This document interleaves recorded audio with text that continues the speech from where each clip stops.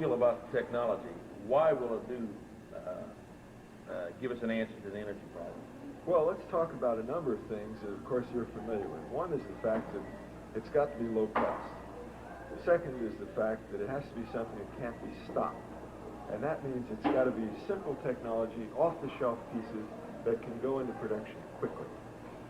Next, it's got to be something that uses the energy that's available in water so effectively that it's not just an equivalency of putting in the same number of gallons of gasoline into the car, but to be able to put much less water and get much more energy out. We've always known the energy was there.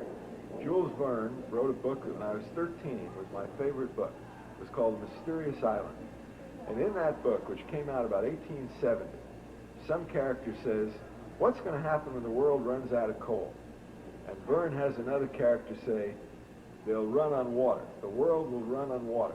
Not water as a liquid, but dissociated into its constituent hydrogen and oxygen. And of course, that's exactly what you've done.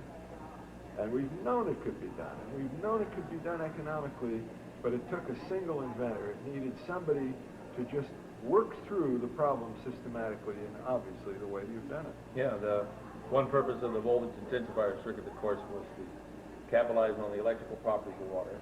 You talk about using the high pulse voltage frequency to elongate the water molecule, electrifying a water molecule to such an extent that it switches off the covalent bonding. And you were mentioning a little earlier about pulsing it, hitting it with a high pulse intensity pulse. And as we mentioned, that the voltage intensifier circuit also matched the resonant properties of the water molecule. That gives us a fantastic ability to control it. It's extraordinary. And what's even more extraordinary is that you've done it without the support of big government contracts and without the support of a huge industry. And here there have been 1,000 scientists meeting every 24 months trying to crack open this problem. And I just think it's delightful that it's happened with an individual inventor, because that's the way things really happen. The fundamental breakthroughs are always by individual inventors and not by great teams who go down and do it by committee. Yeah. When you mentioned about the group of scientists that meets once a year, as you probably know, Canada and Germany, as well as Japan, has formed a consortium and spent millions of dollars to develop hydrogen and hydrogen utilization. And very recently, we have had over 9 major patents on technology issued by Canada. We've been given top priority in their country, so the international community, scientific community, is really recognizing what we're doing and why we're doing it the way we're doing it. Stan, it's very exciting, and I think that there's no question that the world is going to be running on water. Now,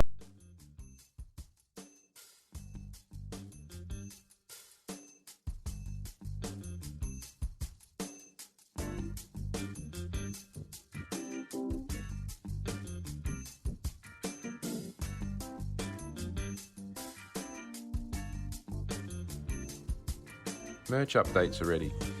If you want to look good in the H2 hot rodding scene, and if you would like to pick up some hydrogen hot rodding merch, now is your chance. Please head over to our hydrogen hot rod shop. The link is in the description. Thanks. Alternatively, you can send me an email or join me on WhatsApp chat. The details are in the description. Let me know which things you like and what sizes you want.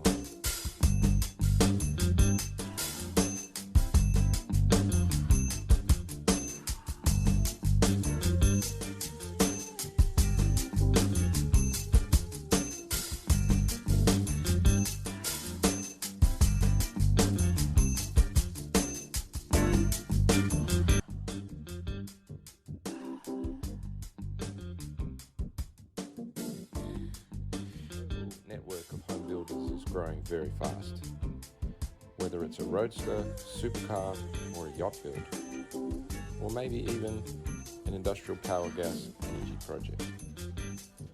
I'm here to assist and guide you. Please head over to the Consult with Dan link in the description and book a discussion for 10 to 30 minutes, and I will save you decades of study.